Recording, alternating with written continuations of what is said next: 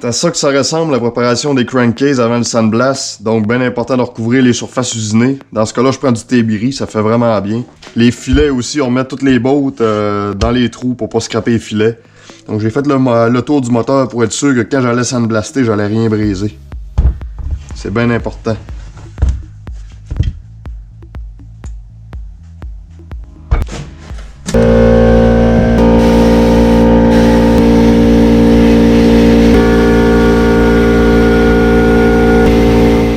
Bon, finalement, ça fait 2 semaines que je me dis que je vais faire powder coater mon moteur en noir, puis que je me dis que je veux garder le cachet du moteur, c'est-à-dire le remettre vraiment à couleur d'origine en 1992.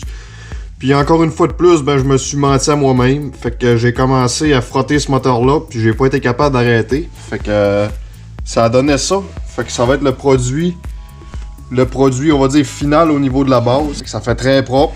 C'est pas poli, c'est brossé comme fini. Parce que le polissage, je trouve que ça donne rien, étant donné que ça va revenir avec une couche d'alumine, ça va revenir terne assez rapidement. Fait que je vais y aller avec un petit brossage final comme ça, plus de peinture, rien. Fait que ça fait super propre. Ça va être numéro 1. Fait que j'ai brossé comme s'il n'y avait pas de lendemain. Je vous fais une brève présentation des instruments de précision que je vais avoir besoin lors de la reconstruction de mon moteur. Donc un set de micromètre extérieur, un beau vernier Starrett dans une boîte Mastercraft, donc il vient probablement de perdre la moitié de sa valeur. Un set de micromètre intérieur, très pratique, micromètre extérieur encore, un set de filler gauge long, un court ici, la straight edge que vous avez vu dans la vidéo précédent, taper gauge, un set de Diamond Files, un set de bore gauge ici, un set de V-block match, un bore gauge avec cadran indicateur, 2 bases magnétiques, puis des dial test gauge très précis. 2 choses que je veux vous parler avec les instruments de mesure. Donc au niveau de la précision puis de la répétabilité qu'on prend des mesures, c'est quand même important. Le but c'est toujours d'être toujours précis et d'avoir une bonne répétabilité comme j'ai inscrit en haut ici. Cependant, il y a d'autres scénarios qui peuvent arriver, c'est-à-dire 3 autres scénarios qui sont pas souhaitables. On peut être précis, mais pas avoir de répétabilité. On peut être pas précis, mais on peut avoir de la répétabilité dans nos mesures. Puis le pire qui peut arriver, c'est pas précis puis pas de répétabilité. À tous les fois que je prends des mesures, j'arrive dans le champ pis il y a rien qui se ressemble. Ça, on veut rien savoir de ça. Fait que c'est pour ça que c'est toujours important aussi que ce soit la même personne qui mesure tout le long du projet. C'est-à-dire, ça va être moi qui va prendre les mesures au début, puis ça va être moi qui va prendre les mesures à la fin. Un deuxième point qui est important lorsqu'on sert des outils de précision, c'est la température du morceau à lequel on va mesurer. Je fais un petit exemple rapide ici, avec un cylindre de CR250 que j'avais dans mon garage récemment.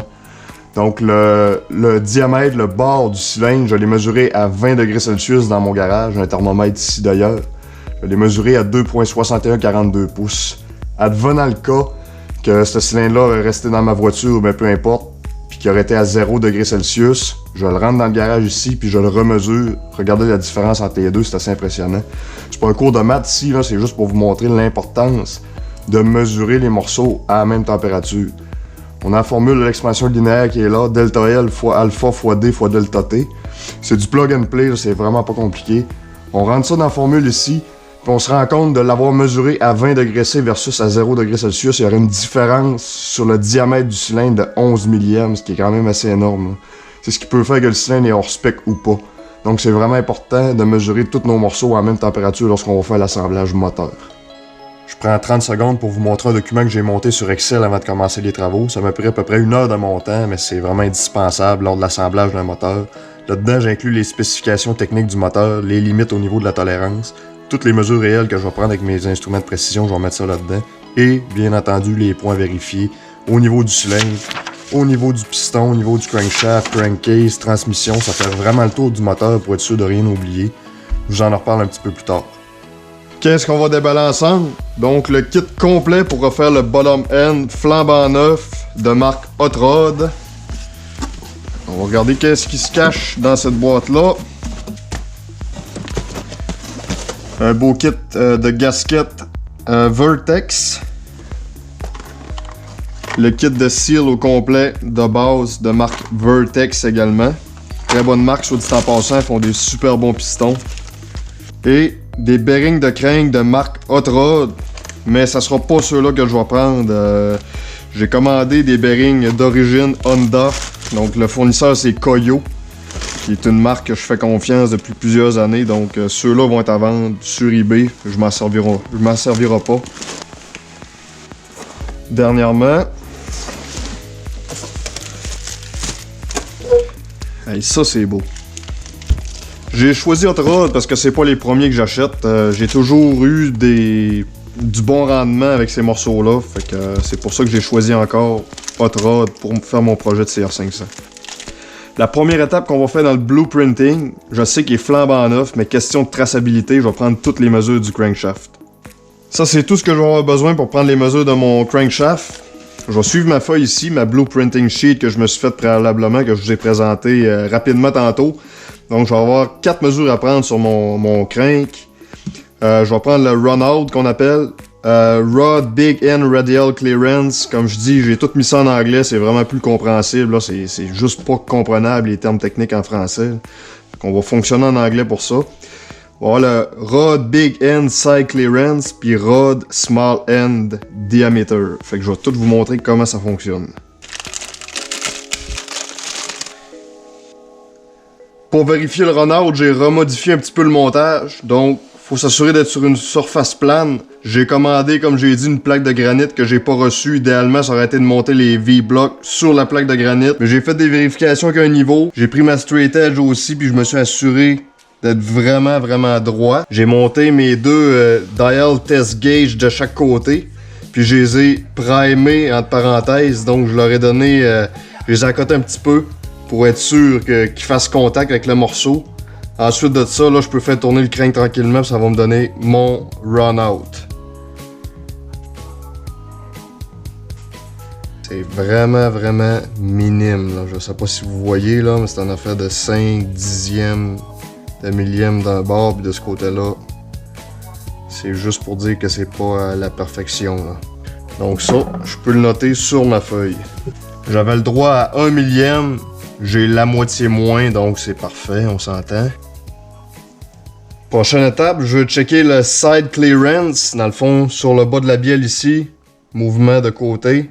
Je veux vérifier ça avec un filler gauge. Je tiens à préciser qu'il en faut absolument de la side clearance. C'est calculé quand les ingénieurs fabriquent le crank d'ailleurs. Donc ma spécification dit 16 millième à 31 millième. Alors, je vais doucement pour être sûr de rien briser. Là, je force absolument rien en ce moment, soit dit en passant. C'est juste pour que tout se place comme il faut. Ensuite de ça, je vais commencer avec le 18 millième. Ça doit ressembler pas mal à ça. Un petit peu plus gros. 18 millième, il rentre, mais ça va être une coche après. Le 20 rentre pas, ça fait que c'est entre 18 et 19 là. Anyway, je suis dans ma tolérance, fait que c'est bien correct de même. Je peux vérifier de l'autre côté pour être sûr, on s'entend que ça va être la même chose. Quand je dis des millièmes, je parle toujours en millième de pouce, soit dit en passant. Le Rod Small End Diameter, c'est ici, donc il faut prendre l'intérieur de la rod lorsqu'on va rentrer à la pin. Fait que la pin, je vais la calculer éventuellement quand je vais recevoir mon piston. Ça, c'est une mesure qui est vraiment importante à prendre. Pour prendre cette mesure-là, je prends mes télescopiques bore gauge, ça fait très bien, c'est numéro 1. Faut y aller prudemment avec cet outil-là, vu que ça rajoute une source d'erreur, étant donné que je fais 2 manipulations pour avoir une mesure. Donc, faut être très prudent. Pratiquez-vous avant de travailler avec ça. Ça fait bien, mais il faut se pratiquer. Donc ça ressemble pas mal. Je viens de l'insérer. Dans le fond, je vais le prendre comme ça. Puis après ça, je vais le prendre à 90 degrés de ma première mesure. Fait que ça va vraiment me donner le rond au complet. Avant de faire la calibration de mon micromètre extérieur, pour être sûr qu'il soit propre, je vais le passer entre une feuille de papier.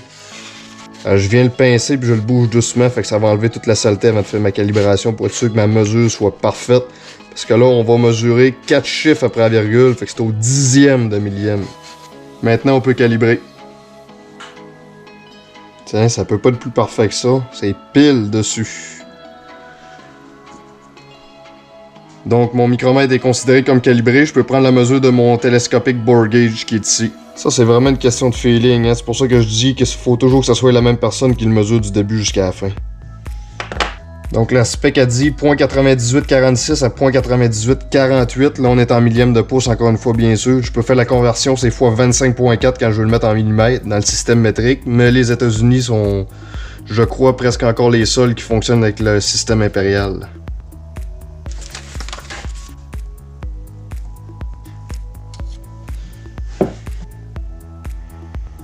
Je prends toujours de 3 à 5 mesures pour être sûr que ça soit reproductible. Dernière mesure à prendre avec mon crank, c'est le Rod Big End Radial Clearance. C'est plus ou moins utile que le crank est flambant neuf, mais je vais vous montrer quand même à quoi ça ressemble. Ça, c'est mon montage. Donc, je fais un petit peu comme tantôt, je viens primer mon cadran pour lui donner une pression pour prendre ma mesure. Ensuite de ça, je viens mettre ma rod sensiblement à l'horizontale, puis je viens faire un mouvement en avant, en arrière, puis je regarde la différence entre les deux mesures, puis ça va être ma Rod Big End Radial Clearance. C'est vraiment très minime, c'est une affaire de 3/10 de millième. Donc ça, c'est les mesures que j'avais à prendre sur mon crank avant de l'insérer dans mes cases. Fait que ma blueprinting sheet vient juste me confirmer que tout est conforme. On s'en attendait, ça c'est sûr, parce que le morceau est flambant neuf, mais comme je vous dis, comme traçabilité, c'est parfait pour savoir que tout est numéro 1. Pour insérer les nouveaux bearings dans les crankcases, on va se servir de la technique d'un apport de chaleur au niveau des cases, puis les bearings, on va les faire refroidir, donc ils vont rétrécir au niveau du diamètre. Fait que comme ça va être beaucoup plus facile de les faire rentrer. Pour les crankcases, je vais les mettre dans du papier d'aluminium, puis je vais monter ça à 200 degrés Fahrenheit. Puis pour les bearings, je vais seulement les mettre à l'extérieur parce que c'est le fun au Québec en ce moment, il fait moins 30 dehors, fait qu'ils vont refroidir très rapidement. Une bonne pratique quand on installe les nouveaux bearings, c'est toujours de mettre l'écriture en dehors pour qu'on voit exactement c'est quoi qui est écrit sur le bearing. C'est pas obligatoire parce que les bearings peuvent s'installer d'un bord puis de l'autre, mais préférablement toujours mettre l'écriture de notre côté. Comme ça, si on défait le moteur ou peu importe, on a besoin d'aller voir en dedans pour une raison quelconque, ben on sait exactement c'est quoi le bearing qui est installé.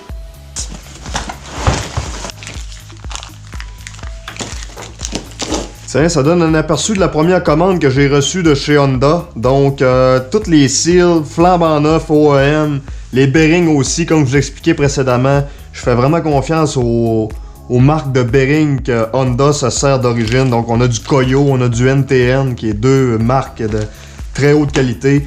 Je veux pas rouvrir le moteur pour rien une fois que je vais l'avoir monté. Donc, j'achète de la qualité direct en partant. Des pièces d'origine Honda, on se trompe pas, ça c'est sûr. J'ai refait une inspection complète de la transmission pour être sûr que tout allait être correct. Les engrenages glissent parfaitement, il n'y a pas de slack, les DA qu'on appelle ici sont tous parfaits, sont pas ronds. Les engrenages ont bien du bon sens, sauf quand je suis arrivé sur la 4e vitesse, j'ai remarqué qu'il y avait des petites traces là sur les dents de la gear, puis ça je peux pas laisser ça comme ça. Donc il a fallu que je repasse une commande supplémentaire chez Honda pour avoir cette gear là. Sauf que quand on change une gear, soit sur le main shaft ou sur le counter shaft, on n'a pas le choix de changer les deux en même temps. On peut pas juste mettre une gear neuve versus une qui est usagée. Donc j'ai commandé 2 engrenages supplémentaires que je vais changer sur ma transmission. Probablement qu'il y a un corps étranger qui a dû passer puis ça a fait des dommages à ce niveau-là parce que le reste est vraiment impeccable. Donc ça va ralentir un petit peu mon ouvrage, mais bon, comme je dis, il faut le faire comme il faut. C'est pas quelque chose qui est le fun à rouvrir pour quelque chose qui a été négligé. Donc pendant que j'ai le moteur dans les mains, on va faire ça comme il faut de A à Z. Un autre point que je trouve important avant de commencer à faire l'assemblage du moteur, c'est de s'assurer que j'ai tous les morceaux en main pour être sûr qu'il me manque rien quand je vais faire le montage. Donc, je sors toujours les diagrammes comme ça sur des sites comme Bike Bandit, Rocky Mountain ATV MC aussi les ont, Service Honda les ont aussi. C'est pratique. Je prends un marqueur qui est fluo, donc je regarde chacune des pièces que j'ai besoin ici. Quand je la vois, je l'ai dans mon inventaire pour faire la reconstruction du moteur, je la mets en jaune. Donc j'ai tout sorti les feuilles comme ça, fait qu'un autre aide-mémoire pour être sûr de ne pas se tromper et qu'on n'oubliera pas un morceau lors de l'assemblage. C'était les petits conseils que j'avais à vous donner avant de commencer à faire les travaux, question de bien se préparer. Donc quand on monte ça, c'est pas une course, faut vraiment se préparer comme il faut pour être sûr de savoir où est-ce qu'on s'en va. Donc dans le prochain épisode, on va commencer à faire la reconstruction du moteur. Pour le moment, je vais attendre que mes engrenages arrivent, puis après ça, je vais avoir tous les morceaux en main pour commencer. Si vous voulez partager la vidéo sur Facebook, gênez-vous pas, ça me fait plaisir. Merci beaucoup, à la prochaine!